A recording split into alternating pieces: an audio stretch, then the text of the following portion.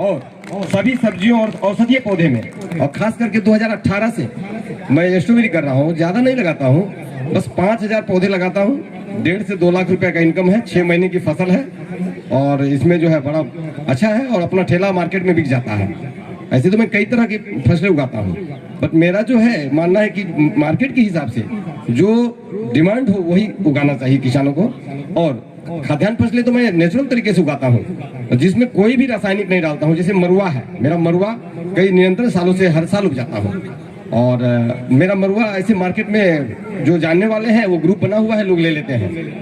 और बहुत सारे अनाज हैं, सब्जियां हैं जो ग्रुप के माध्यम से दंसार जैविक उत्पाद के नाम से वो दे रहे हैं। लेकिन हम एक्चुअली प्रकृति करते हैं, नेचुरल करते हैं।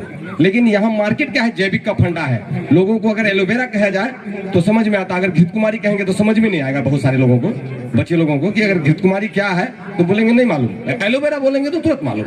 वही चीज है मार्केट में। जैविक बोलेंगे तो सबको लगेगा आओ ऑर्गेनिक।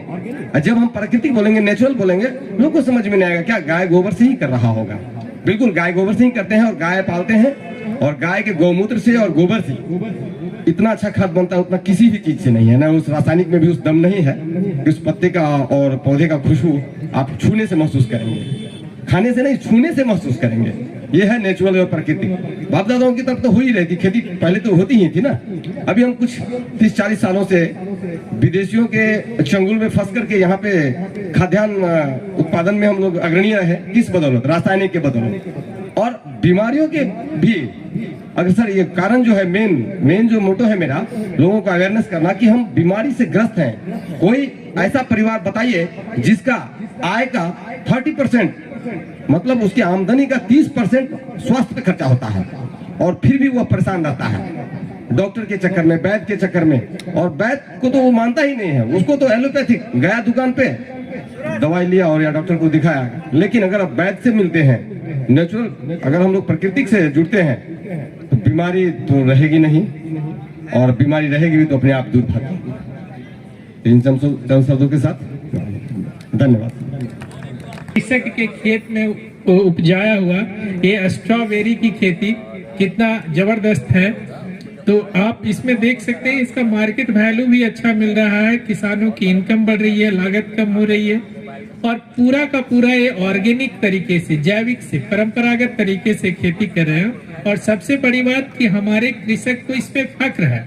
वो इस खुले मंच से मतलब ये समझाने का प्रयास कर रहे हैं कि किसी भी चीज का अगर हम लोग संतुलित मात्रा में इस्तेमाल करें तब तक तो ठीक है, चाहे वो रासायनिक है। लेकिन हम लोग आजकल अंधाधुंध रासायनिक उर्वरक है, कीटनाशनी है, उसका इस्तेमाल करते हैं। इसका प्रतिकूल असर मिट्टी स्वास्थ्य पे, पैदावार पे और मानव स्वास्थ्य पे भी पड़ता है। तो हम सभी को ये दैनिक जागरण द्वारा जो ये विशेष आयोजन किया गया है, एक प्लेटफॉर्म भी उपलब्ध कराता है कि हम लोग अवेयर हों कि हमारे स्वास्थ्य के लिए क्या जरूरी है, हमारे परिवार के लिए क्या जरूरी है, और हमारे इनकम ग्रोथ करने के लिए क्या जरूरी है।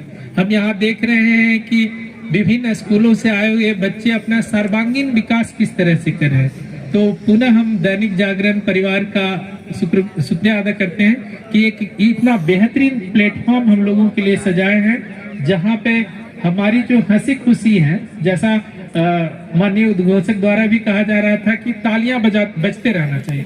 ताली बजेंगे, मुस्कुराएंगे, खून बढ़ेगा, और खून बढ़ेगा, स्ट्रॉबेरी भी खाइए, खून भी बढ़ाइए। यही हमारा शुभकामना है। बहुत सर, सहायक निदेशक कृषि अभियंतक इंजीनियर संजय कुमार जी, एक बार तालियों की गूंज होनी चाहिए। थैंक यू सो मच, और thank you so much once again Dainik Jagran for being here. आइए इसके बाद मैं